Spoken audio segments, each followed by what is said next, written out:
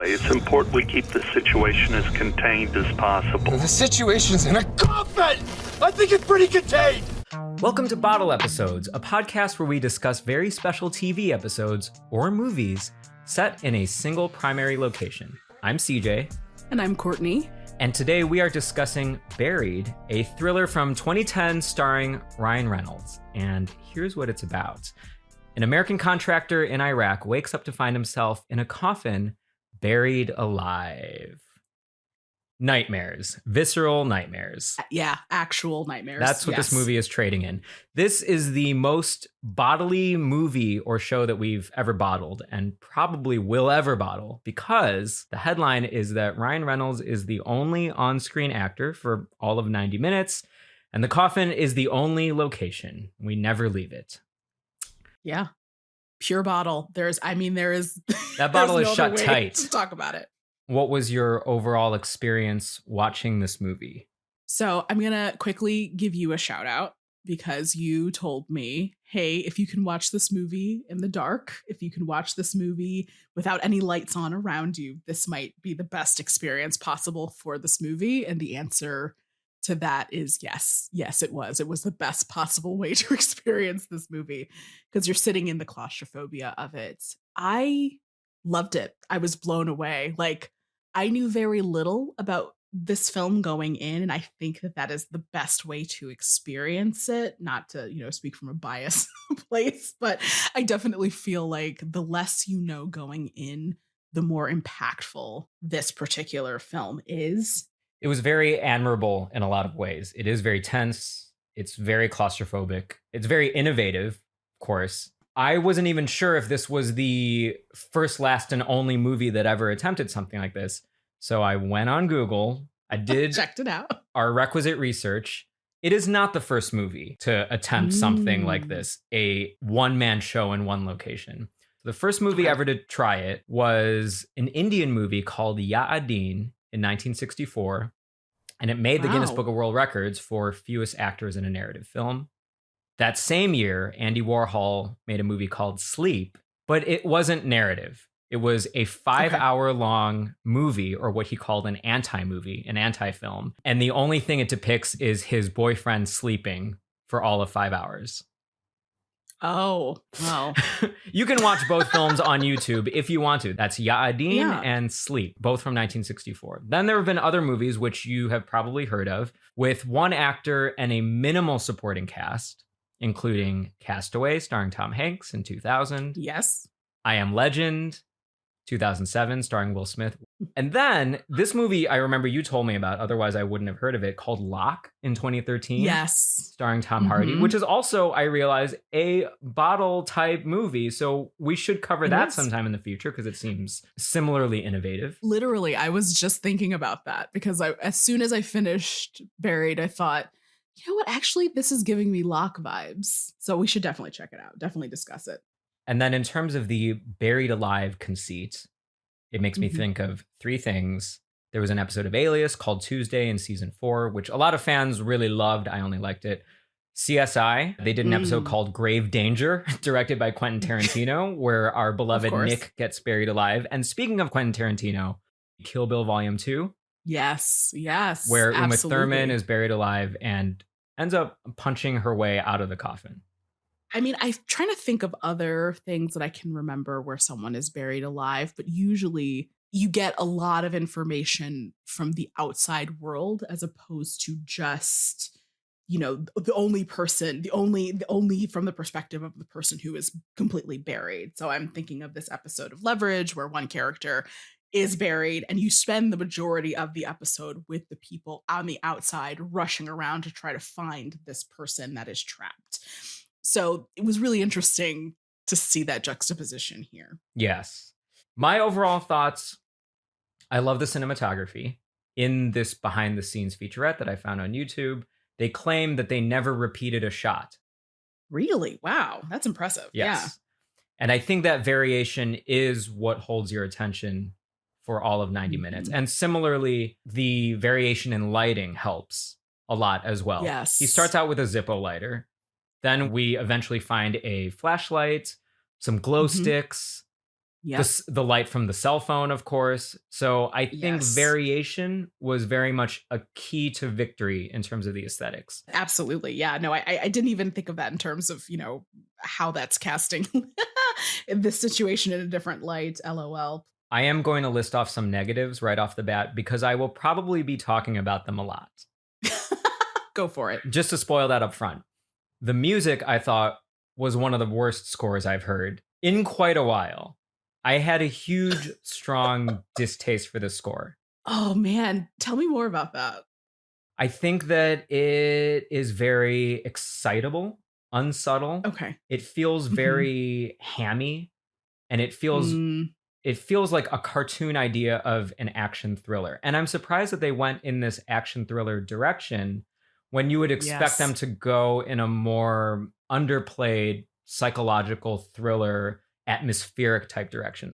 And similarly, I think that the editing is a little overmuch at times. It keeps cutting when I think that we would be better served in terms of that claustrophobia department by staying on Ryan Reynolds. To hold, yeah. Right? Yeah, I see. And Definitely sometimes see where we you're do. coming from with that. And I can see them wanting to vary up the editing as well. Like sometimes we'll cut fast, other times we'll cut slow. But I will say they should have favored that slow editing more than they did. Interestingly enough, the director, Rodrigo Cortez, also edited this movie, which is relatively rare to have. Yeah. I mean, relatively rare, especially like with these $1 million budget type movies. And I think that maybe him also editing does a disservice to the final product.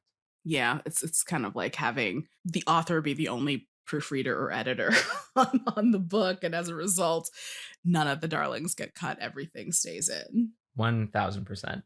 There are other things that I felt could have been firmed up, some script stuff, but overall, I thought the script was solid. Me too. I think the simpler, the better. Additionally, I really liked the way that it plants hope and then it kind of changes that ratio down the line. How one thing can feel like so great and so hopeful in one moment, and then by the time you're toward the end, you realize how damning a thing it is. I think that the writer, whose name is Chris Sparling, and I'll talk about him more in a second, he plays with hope, and that caught your attention. To me, I like that he played with trust and mistrust. He played with Ryan Reynolds' trust and mistrust of the people that he was on the phone with, and also our mistrust, especially in this other secondary but very pivotal character, Dan, who we'll get to. But I think that is what really makes this idea of only staying in the bottle, in the coffin for the duration of 90 minutes. That's what makes it work. Because the whole time, we are not sure what's going on outside. And I think it would have been such a huge mistake to cut to the task force office to see those US agents try to get Ryan out of the coffin. It would have just diminished it so much. Or absolutely to like see the impact of this knowledge that he is trapped going around the world. Like, the fact that to him, all of the issues are so immediate. It is so in this moment. I need you to do X, Y, and Z for me right now. What are you doing for me specifically right now in this moment while I'm trapped in this coffin? Like, it brings the needs so clear and so immediate. We know exactly what he wants, and that is just to get out of that coffin. And anybody who seems to not be helping in that regard automatically feels like an antagonist, especially where you're coming from in terms of any of these folks being trustworthy. It is hard to trust anyone at certain points. In fact, the only person that you kind of trust is that sweet voice that you hear on the answering machine that is obviously his kid. Like, that's that little beacon of hope that you've got. But everybody else is just suspect. Right. So, like I mentioned, this was written by Chris Sparling, who at the time he was a struggling screenwriter just trying to make it in Hollywood. And he wrote this script as a micro-budget, no-budget feature so that he could direct it himself. He just wanted to create a work sample. But this was his one script that actually took off. It took Hollywood by storm, as these things go. A lot of producers were interested. A lot of directors were interested. And he said that he liked what this Spanish director, Rodrigo Cortés, brought to the table because he was the first director to suggest keeping it inside the coffin entirely. The budget was $2 million, $2 to $3 million. I was seeing both numbers. So we'll say it was a range, $2 to $3 million. And so it made back its money. The box office, $21.3 million. I don't remember this movie being in theaters. I don't remember even ever hearing about it, but that's the joy of a low budget movie. Yeah. Is that there's not a high bar to clear there. I mean, do you remember this movie? I actually have vague recollections of hearing about this movie because I think it was, and please correct me, but I think this was maybe a Sundance kind of pick that kind of swept everything. And I remember being surprised that the guy from Two Guys, a Girl, and a Pizza Place was in a movie that people were like, yeah, this is it. This is the one that's getting all the awards this year. Well, that's impressive that you remember it at all. And yeah, I think it when I look on Wikipedia, it did get a lot of accolades, especially in Spain where it was produced. It was shot in Barcelona over 17 days.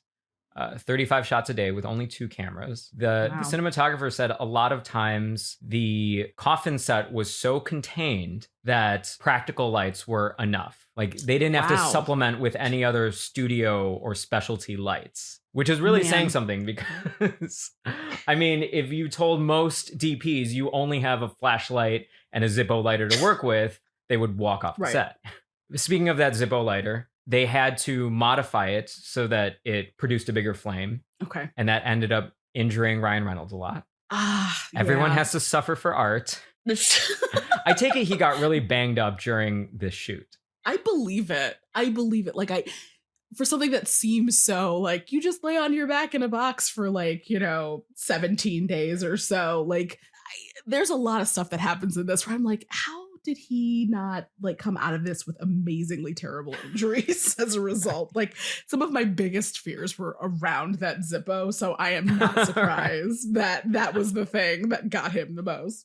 I'm not one to shout advice at a movie screen. I know a lot of people do. I'm not one of those people. However, I was saying turn off that damn lighter because you're using up oxygen for the entire first act. And finally, they do hang a lantern on that. Right. He does say, I'm sorry, it's just so dark in here. I was like, okay, thank God. At least you know this is a dumb decision to keep this lighter on.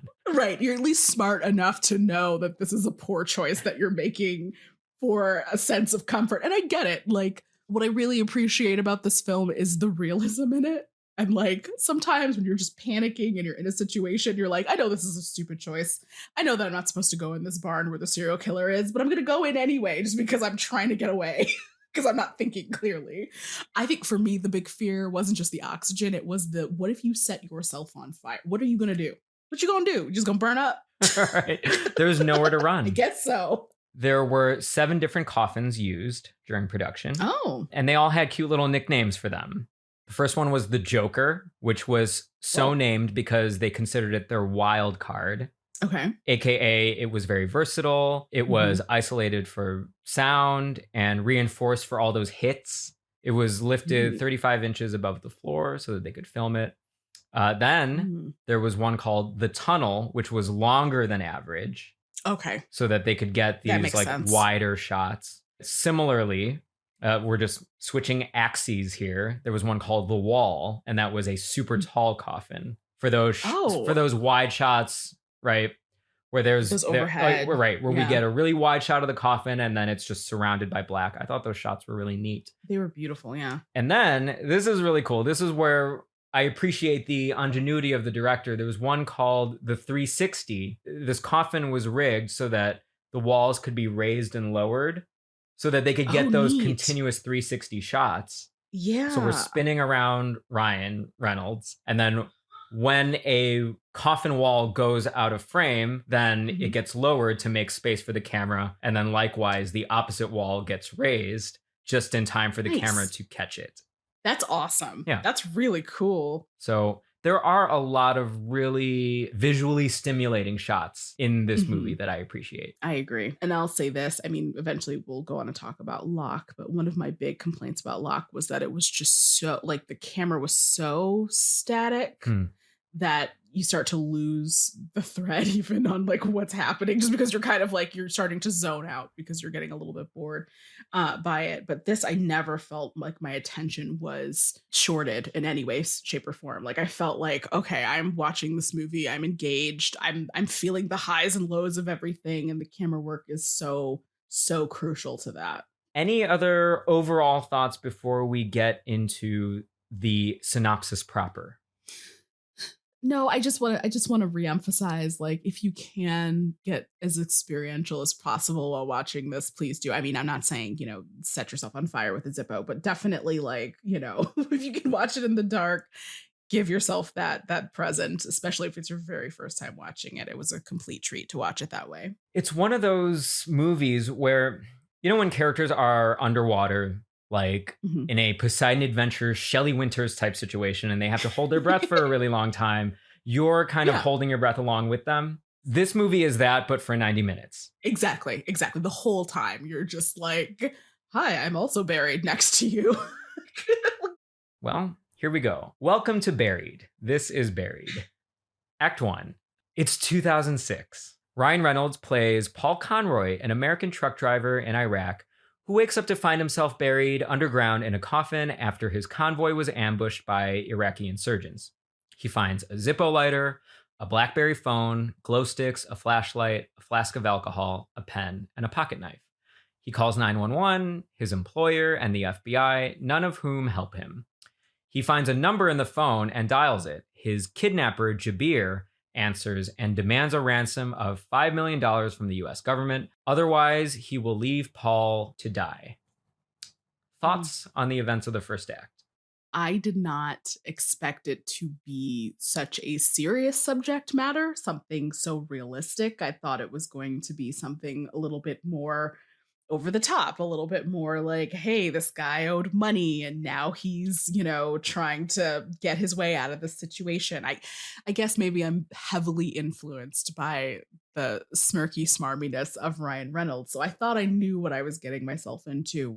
I was really surprised by how much I actually ended up deeply caring about Ryan Reynolds getting out of this box. Like, it felt like the stakes were real, as opposed to, we have this hero, of course he's going to make it out by the end. Like, you don't really have to worry. That little thing that you hear in the back of your head when you think of protagonists in a film, that wasn't there for me for once. I was very surprised that feeling didn't just happen in the third act. That feeling, of thinking he might not get out of this one started in that first act, which I was very surprised by. Yes. What about you? What did you feel about that first act? Here's the big hot take that I have. Okay. I'm ready. Let's go. Let's get into it. Let's go. Ryan Reynolds, I think, is solid in this movie. Mm-hmm. I just spent so much of the movie imagining better actors. So I'm just going to throw that out there, and we can wrestle that thought to the ground. Okay, so one. Tell me. I don't typically dislike actors wholesale, especially when they get to like a certain point in fame. I just sort of accept them. I'm like, yeah, you're good at what you do. I think he is good at what he does. He's good at that smarmy Ryan Reynolds branding. He's good at Deadpool. Right. And I understand why he would take on a role like this in 2010. He wants to prove that he has some range. Why else would you take a role that is clearly so uncomfortable? It doesn't seem like it's a lot of fun. Demanding, yeah. So we're in that zone of like why famous people go on Law and Order Special Victims Unit. They've got something to prove, right? Did he prove it? Yes. To a degree, yes. Mm-hmm. But I did spend the entire movie thinking that there are so many more other interesting actors who can more intriguingly plunge the depths of human expression than the guy we have here. And now I'm curious. So who are some of your casts? Who would you recast in this role? I made lists. You made a list. I love it. Okay. Lists. Yes. Plural. So multiple. I divided them into two. Even more. Okay. First, I wanted to keep in mind, not only would they be good, but would they actually do it? Would they be in that Ryan Reynolds situation where they had a little something to prove, right? Nice. And the two separate lists I love made it. were actors who would take on the role in 2010 and actors who would take on the role today. Oh, look, I love it. Yes. My 2010 list is thus. Number 1, Jake Gyllenhaal. Ooh. Yeah, no, that's a good call. That's a really good call. He would be phenomenal in this. He takes on darker roles. He does. He takes on roles does. like Nightcrawler. Mhm. He's in that Yeah. 911 movie that's on Netflix that I haven't seen yet, but it's on my list. I think it's called The Guilty. So he likes a good one-man show. He really does. And I think that, okay, my problem with Ryan Reynolds in this movie occurs in the second act, especially. So maybe we'll get to that in a second. But when he gets really petulant and short with some of the people that he's on the phone with, that's when the performance started to fall apart a little for me. And that's when the writing started to fall apart for me, because I thought that these phone calls just are really skirting the realm of credulity. I'm like, it would not go like this, right? These people would not be bickering. Even in a high pressure situation like this, they would actually be less inclined to bicker. So that being said, I think an actor like Jake Gyllenhaal would maybe sell that bickering, jerky aspect a little more. And I have to admit, I don't really know much about Ryan Reynolds. Like, if he's done any theater or anything like that, I almost feel like ridiculous for even suggesting that he might have, but he may have. I don't know. But he definitely, Jake Gyllenhaal, I will say, definitely has, I think, the chops to sit there and do a play where essentially he's just monologuing for the majority of it. But I feel like having a theater background definitely would have boosted or elevated the performance. That's a good point. I'll zoom through some of these names so we're not spending the whole time talking about other people that could have been in the box. This is what we're doing for the rest of the podcast. Strap in. Okay, I thought Channing Tatum, because in 2010 he would have something to prove. You don't agree. I see by your face you don't agree. I don't know. That's something that I never would have guessed that name on this list, to be honest. And again, I actually do love Channing Tatum. I do want to say that just for reference, since we're talking about our orientation to Ryan Reynolds, my feelings about him are similar to yours. Okay. He's fine. He's around. He does things. Fine. He's fine. He's fine. I think he's, like you said, he's solid. So I don't know. I get Channing Tatum to me is solid, but in a different way. I think he would probably allow for a little bit more vulnerability in a performance like this. That is a key word. That's what I thought was missing. The vulnerability of it. A Ryan Reynolds stan would be like, are you kidding me? Like, he's crying. And there's a very specific definition of vulnerability that I have, which is like truly lowering the walls. And I think he never really gets around to lowering the walls. It still does feel like Ryan Reynolds is trapped in that box. He is the kind of actor who is himself. And it never feels like he's someone else 100%. You never get that full and total transformation. Exactly right. Then I did have to go on IMDb and search hot actors in 2010 to come up with this name. John Bernthal, I think, would have been really interesting. John Bernthal. Oh, yeah. Yeah. Because I think that we've actually seen him do things like this in The Walking Dead. He's a lot more dynamic, I think, than people give him credit for being. He's very, like, his range is really great. I think that out of this list, this is probably the name that the writer and director would be likeliest to agree with.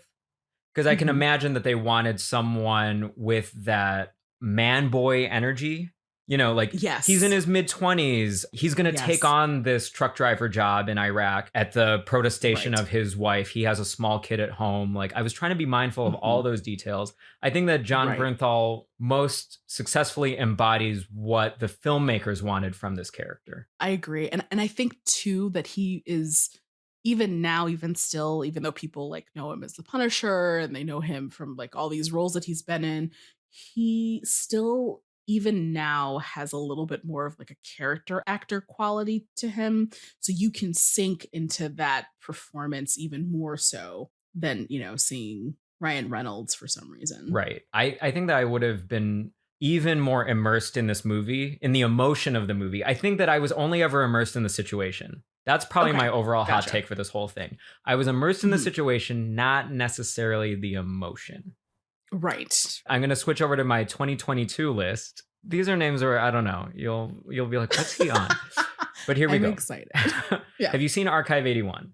I haven't. This is probably recency bias here. Like, I'm probably only thinking of this person because I just saw him in Archive 81. But the lead in that show, he's very good. His name's Mamadou Athi. And that role requires him to just look at a bunch of footage. So I imagine that the audition for that show, Archive 81, is just him being asked to look at a screen. So he does interesting things. A lot of face acting. That's my point. He's amazing at face acting. He runs the gamut in terms of emotion. And Archive 81 kind of goes to some incredible places, but he keeps it grounded. Nice. I don't know if maybe he's the right like persona for what the writer and director had in mind. Like, I don't know if he's this like strapping army guy, because he kind of strikes me as like a little string bean. But I think he could sell it. You know, I like the idea that this main character is not quite army. He's army adjacent. Yes. So he's helping out with a lot of things. So he doesn't necessarily have to be like army guy. But at the same time, if he can give you that face journey while you're sitting there. Exactly. He would have given us an amazing face journey.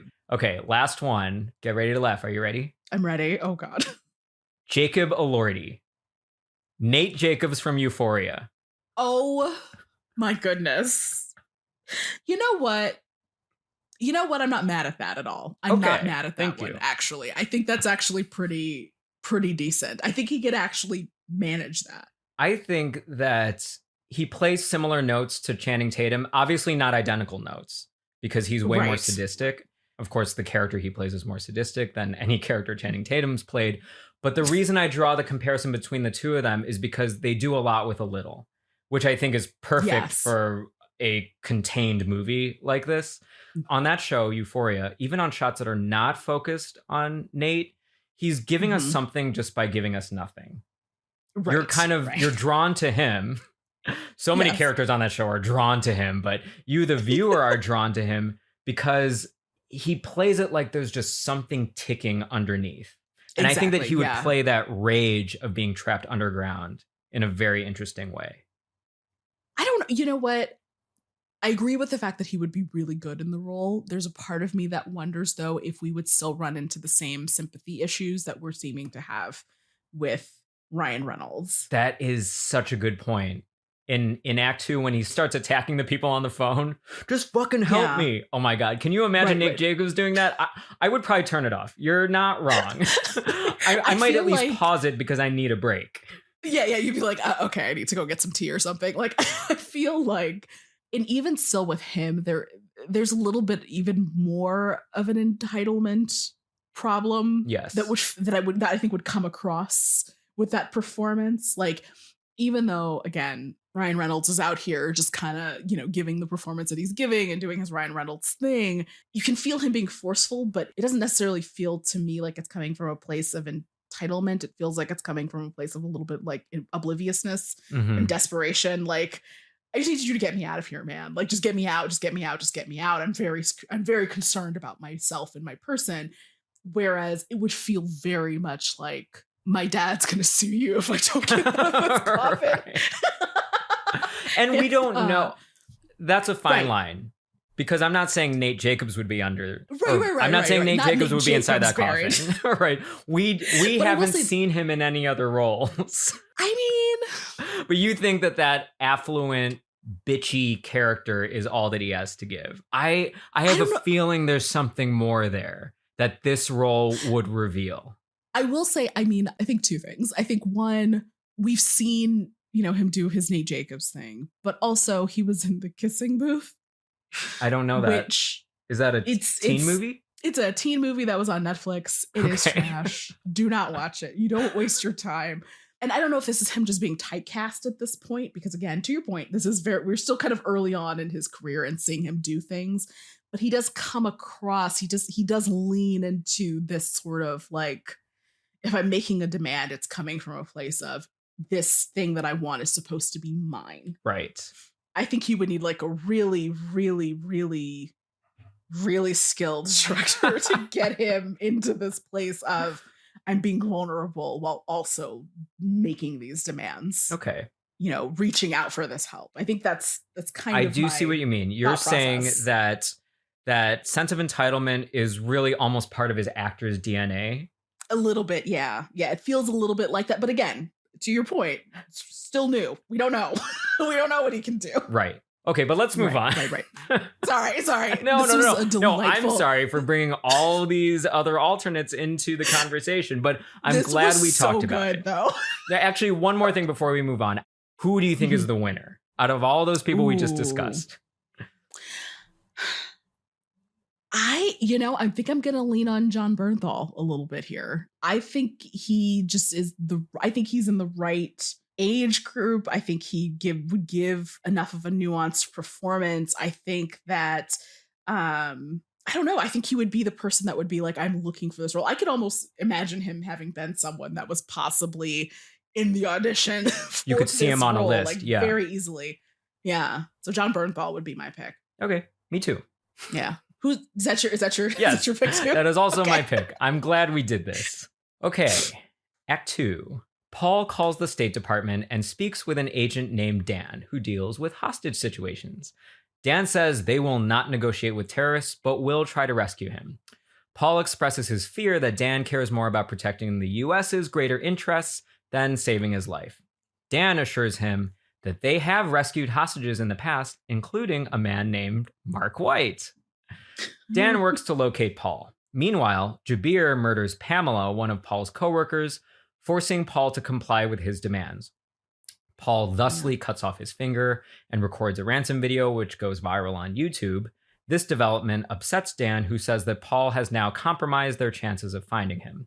Paul receives a phone call from his employer's legal counsel, who informs him that because of Paul and Pamela's romantic relationship, they had terminated his employment supposedly before his capture, and thus will not take any responsibility for his situation, nor will they entitle his family to any benefits in the event of his death.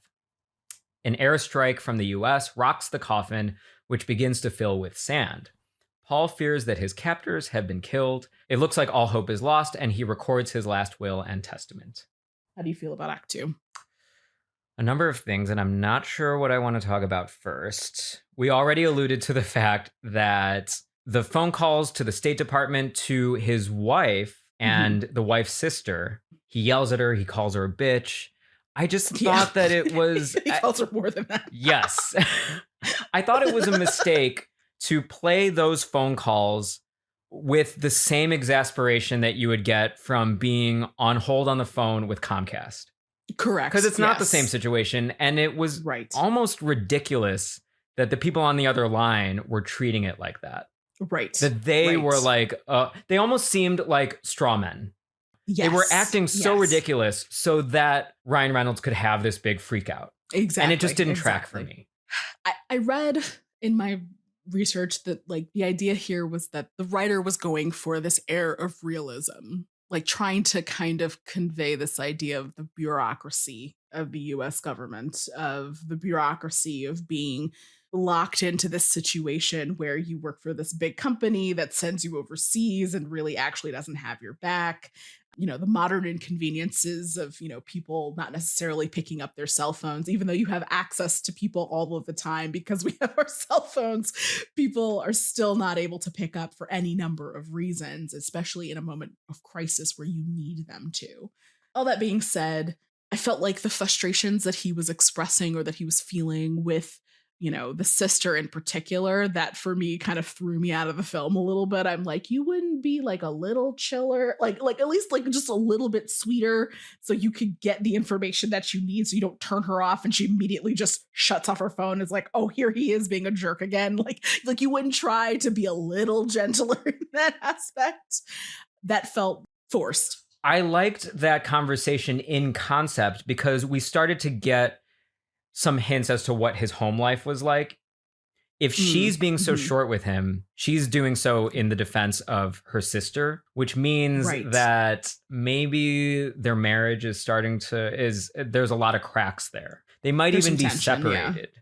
So I liked what it was doing for the story. I just thought that the execution was a little heavy-handed. Okay. Yeah. I love what you were talking about where the screenwriter Chris Sparling wanted to comment on the bureaucracy and how employers don't always have your back, that when you are caught up in institutions like the military industrial complex, you only have yourself to look out for. That thematic through point was very well executed. I thought it was one of the strongest things about the script, and I definitely want to come back to that when we start to wrap up Act 3. My big thought for Act 2 is that I thought that Dan steals the movie from Paul. Really? Dan is played by a voice actor called Robert Patterson, not Robert Pattinson, not Batman, Robert Patterson. And I looked him up on IMDb. He does mainly voice work. He does mainly video game work. I was so fascinated by this character. I thought that he was giving me actor nuance in a way that Ryan Reynolds as Paul was not. I thought that he himself was sympathetic. Like, I had sympathy for this guy who had such a high risk, high stakes job. And he was clearly written to be sympathetic to Paul. But that sympathy was colored by Paul's perhaps correct suspicion that Dan has the US's interests at heart more than he does Paul's interests. Right. So many conflicting and interesting, intriguing colors to this Paul character. And I thought that Robert Patterson executed beautifully. I want the Dan spinoff. Every time Dan got on the phone to me, I thought it was such a stronger movie. He definitely was one of the highlights of this film for me as well. I will say I like that you gave us a little backstory on his career, because I did occasionally get these moments or these flashes of like video game character moments where he was just very much like action oriented. I need you to go for it. Like, it just felt very much like, yes, the voice in the earpiece telling us what to do next. Exactly.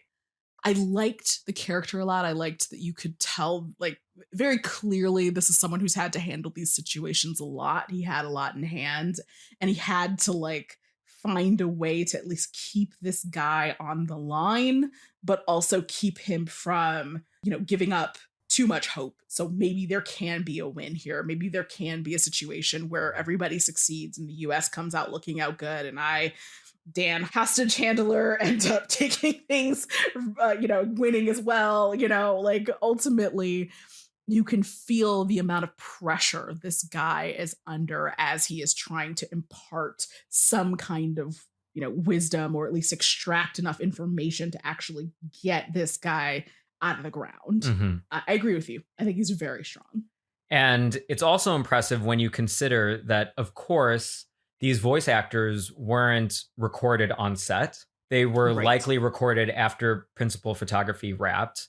And actually, it was Ryan Reynolds' acting coach who fed him his lines. She was in a booth away from set, but she was able to speak into a microphone. And Ryan Reynolds had this tiny little earpiece in his ear. And it had to be that tiny because they were shooting so close up to his face the whole time. And the director noted that it was kind of difficult to retrieve the earpiece from Ryan's ear when they were done shooting. Oh no. So that's how they got that done. And I like that they had his acting coach do it, because a lot of times when actors are being fed lines, it's just the script supervisor who's reading the script very flatly. If the script supervisor were to try to act, it would probably be a distraction to the actor. Right. So I like that they got someone with enough vocal talent and know-how to give him those variations. I think that the performances that they get of the people who are not in the room, they're so crucial, because he has to react to them and their performance has to match whatever he is doing on camera. I never felt like Dan and Paul were in separate scenes. I almost felt a chemistry between them. A chemistry, like an actor's chemistry. Right. Okay. Act 3. Dan calls Paul and tells him that an insurgent knows of an American truck driver buried alive and will divulge that location in exchange for freedom. With minutes left to live, Paul struggles to stay alive as Dan races to the coffin. He hears Dan unearth the coffin. Dan apologizes as he reveals that the insurgent led them to the coffin of Mark White. The hostage whom Dan had claimed had been rescued. As Paul appears to take his final breaths, the movie ends. God. Okay. The first thing I want to talk about actually is something that I didn't put in the synopsis. There's one ridiculous sequence where he battles a snake in the coffin. Yes. I thought it was... the snake battle. Let me put this lightly.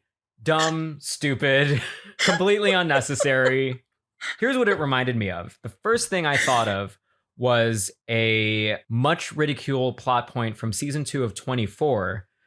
Every 24 fan knows that moment when Kim Bauer is running from a cougar and we all laugh at it because it's this antagonist from nature that comes out of nowhere. And the reason that there's no suspense or tension there is because this character is probably not going to meet his end from a random animal who's been thrown in here. I don't know. There's a part of me that's kind of like, if they had made it something smaller or like a scorpion or like a field mouse or like something, I don't know. Maybe it would have been better. Maybe it would have been more realistic to just be kind of like, okay, this bug worked its way into the coffin and now it's not going to kill you, but it is another irritant that you're trying to avoid while you're in this high pressure situation. Fine. I would have been like, okay, whatever. We don't need this, but fine. The introduction of the snake was so... It was in his pants. I was like, was it in his pants the whole time? Perhaps he fell asleep. I think he fell asleep at some point, like during the movie, right? Because it takes place in the span of like 2 or 3 hours and the movie is 90 minutes. So it's not literally real time. So part of me was like, perhaps he fell asleep and that's when the snake crawled in. If it was in there the whole time, how could you not have felt it? This is the other thing. The flask. As soon as that flask dumped out of his pocket and he also had the lighter, I'm like, well, those two items are definitely going to interact at some point. You had your video game player helmet on. You're like, okay, one item plus one item. This is going to turn into a weapon at some point. Exactly. I'm like, unless we see him taking giant swigs from that thing, which if we're talking about realism, that is real. I would have been like, all right, I'm just going to tip one back real quick while we're in here since we're in this trash situation. It's 5 o'clock somewhere and also I'm about to die. Let me be drunk while it's happening. So anyway, like... I agree with you. The snake thing was completely wild. I would have accepted it as a viewer if it led to some other development that was needed to make the plot work. Right. Or a clue, or like this can give us information about where he is, or like anything. Anything. But it really was filler. Just there. It was just there because it's introduced, he defeats the snake, and then we move on with the story. You didn't need it. Right. Another scene that I had an issue with was when he views the video of his coworker Pamela getting murdered. Yeah. I laughed out loud. Did you really? Obviously not because of the plot development, because that was horrific, but it was all the execution. He views the video and then he vomits, and then we go into, we're in jittery slow motion land. It just felt so late 90s TV movie. So as much as I love some of these directorial choices, there were other ones that I thought were so ham-fisted and blatantly unsophisticated. Yeah, I felt like that would have been a moment to just let the scene play out with the actors, just general, like, this is the performance of me seeing my coworker die. Yes, sometimes less is more, especially for a moment like that. You don't need so much to sell it. They do an audio montage as well. There are a few things I hate more than an audio montage. These snippets of dialogue that are echoey and overlapping with each other and playing in the character's mind. Usually it's done to remind the audience, hey, remember this. In this case, we weren't even being reminded of anything important. So it's also logistically useless. It seems to have been purely an aesthetic choice, and it's a ridiculous aesthetic choice. Yeah, there's nothing like disembodied voices floating around to remind you of the trauma of a situation. That like, just happened. We don't need all that. We don't need all that. Right. It's good. Remember what happened 20 seconds ago? Like, we're fine. We're just let us stay in this moment. You don't need to like do all this extra stuff. the whole plot line with the coworker, I thought it was really important. He's talking about the fact that they were just friends. I believe that, but I'm still very curious about like what was the intention there. You thought that Paul and Pamela were above board. I wasn't so sure, and I love that ambiguity. I love that we weren't entirely sure whether these coworkers were fraternizing perhaps more than they should have. And I love the ambiguous state of his marriage. I mean, ambiguous as in we're not sure whether the marriage was in trouble, whether he and Linda were separated or not, whether he and Pamela were a thing or not. I thought that the writer gave us as exactly much as we needed. I picked up on the fact that his wife was mad at him. I did not necessarily think that their marriage was like done, but I did come away from it thinking there was probably a little bit of ambiguity, or at least a little bit of a question, perhaps even in his wife's mind, of like, is he with this lady? Is that something that's actually happening? Because from all of the pieces that they've given us, you can already see what the headlines are of this guy's demise. Like, you can already see that, the company's going to be out there slandering both of these people and saying, well, they were having an affair, right? That's why we fired them. We did not fire them the same day because they got captured. It was already in the works that we were going to. This was just bad timing. And this just happened the same day. How weird is that, you guys? But, he was cheating on his wife, right? Like, you can just see the headlines and the spin and how all this was going to work, whether or not he got out of this situation. Did he or didn't he do it? It didn't matter. It didn't matter. That's why the ambiguity works, because it didn't matter. They were going to do that. The company was going to do that, whether or not it was the truth. That phone call from his employer, CRT, it was one of the only times in the movie where I was deeply invested in the drama. The drama beyond the immediate survival drama of will he get out. During that phone call, I was as mad as he was. So I really loved that writing development. And we really see the screenwriter successfully starting to dole out what his thematic intent is here, which is to remind us, the viewer, that when you align yourself with an institution, whatever it is, whether it's an employer or a government or a religion, they probably won't have your back in the end. Exactly. I really love how he threaded the needle on that. I thought that was one of the most impressive parts of this movie. I'm ready to talk about the ending. Are you? Let's get to it. Let's dive in. It is very much a bad, negative outcome for this character. And unlike you, I only began to suspect that might be the case once we got that scene where he hallucinates his rescue. If we're seeing this happy ending as a dream or a hallucination, there's no way they're going to show the same thing again, but this time it's for real. That's just not how movies work. I gotta say, it took me at least 24 hours to fully process the ending. I had to process. Yeah. I had two major feelings about this movie's potential ending.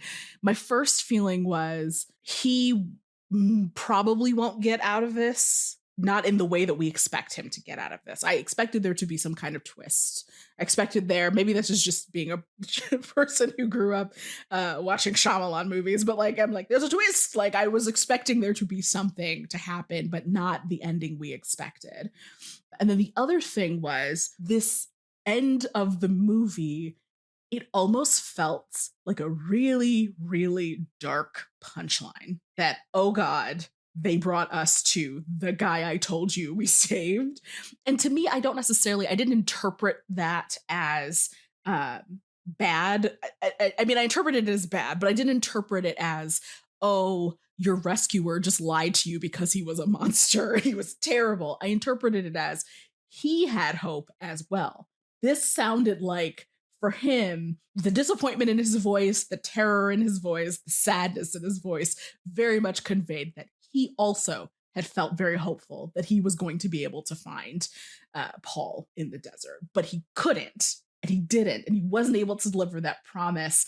And I almost wish he just hadn't said anything and let those final moments just be what they were, as opposed to telling him, hey, you're gonna die, you're condemned, this is it, end of. But anyway, what was your experience? I think very similar to yours. Everything that you said about Dan and him not being a villain, I absolutely agree with. And I think a lot of that is the sophistication with which he was written and acted.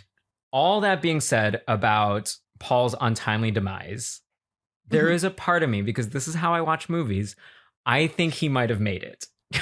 Yeah? Do you think that that's a stupid thought?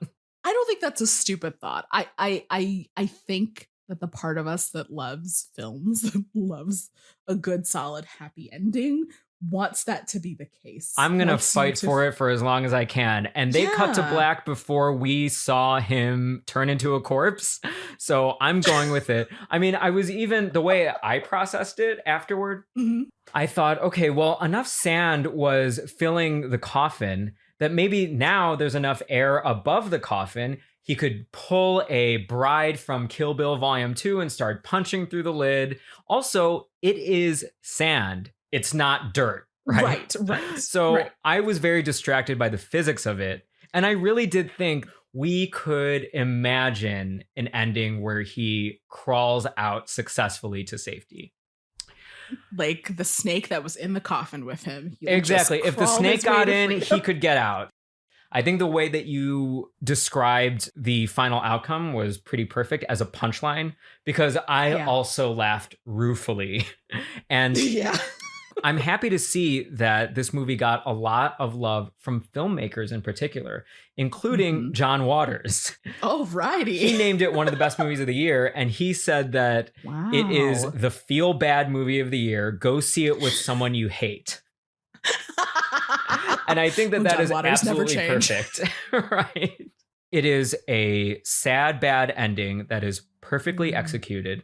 I'm pretty sure that if it had given us a happy ending, or I want to get out of this sad, happy dichotomy, if they had devised an ending like you were describing, like he gets out, but there's a twist, you know, like he gets out, but at what cost, right? If it does somehow end in his rescue, I think that I would not have even really kept it in mind. You know, it would have been a pump and dump.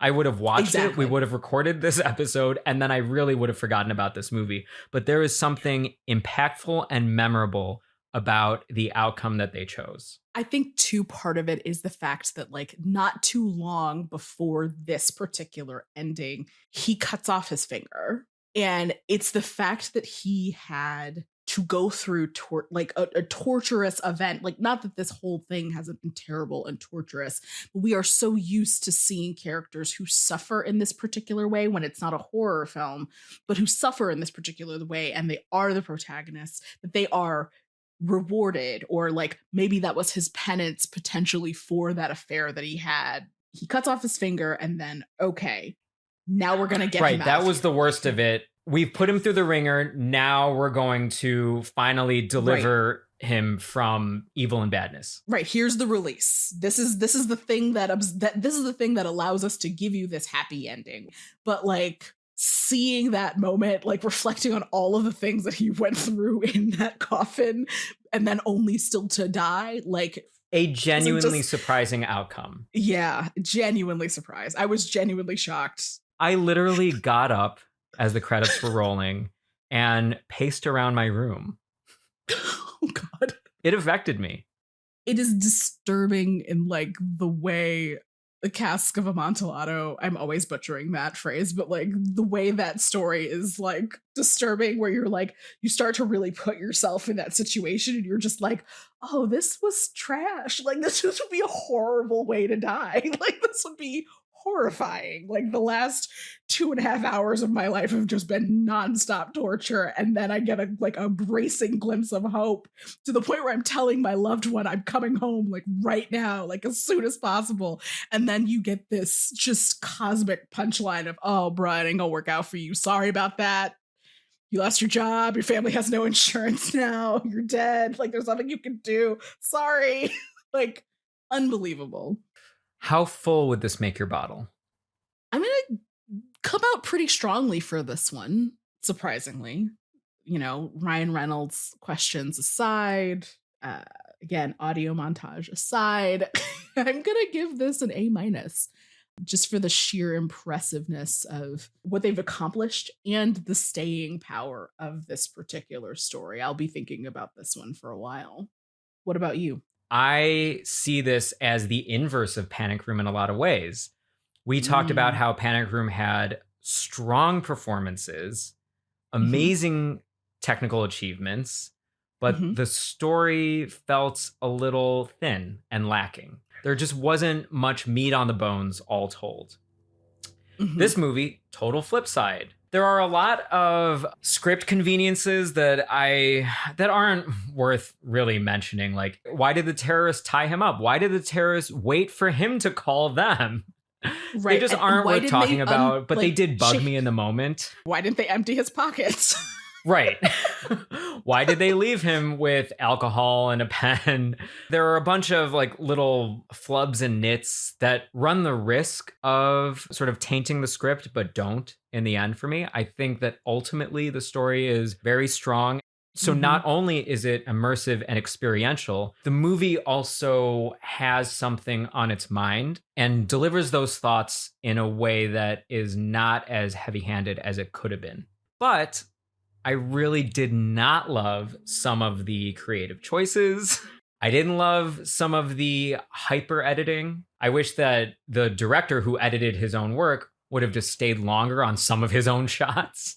Despite the beautifully executed lighting and cinematography, I thought that the music sort of killed the mood in a lot of ways. And I do think that a much stronger, more sophisticated actor could have really elevated the performance that we got. So just doing that calculus in my head, ultimately the grade that gets spit out at the end of the machine is a B-. Oh, wow. I know. Okay, wow.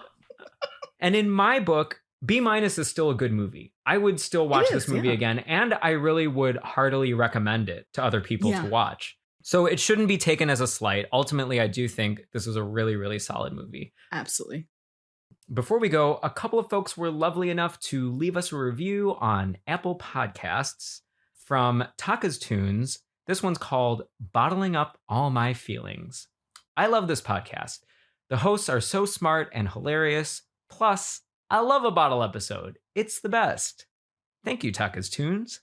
We also got this incredible review from Leo the Lion. Leo says, interesting and thoughtful analysis. I listened to the Mad Men episode and absolutely enjoyed their analysis. They captured the essence of the TV show by recounting several intricate details, from the emotional connection to the wardrobe to the camera shots.